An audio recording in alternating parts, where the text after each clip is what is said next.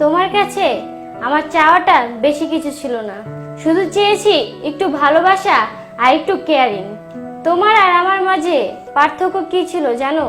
আমি তোমাকে অনেক বেশি ভালোবেসেছিলাম, আর তুমি আমার সাথে ভালোবাসার অভিনয় করেছো। আমার ভালোবাসা, আমার আবেগ তুমি কখনো বোঝার চেষ্টা করোনি।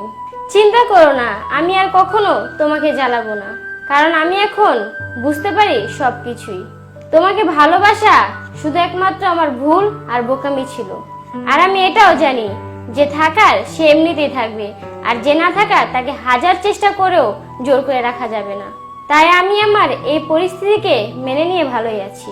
এখন আর কাউকে ভেবে লুকিয়ে লুকিয়ে কাঁদতে হয় না, কারণ যাকে আমি আগে অনেক বেশি ভালোবাসতাম আজ তাকে বেশি ঘৃণা করি।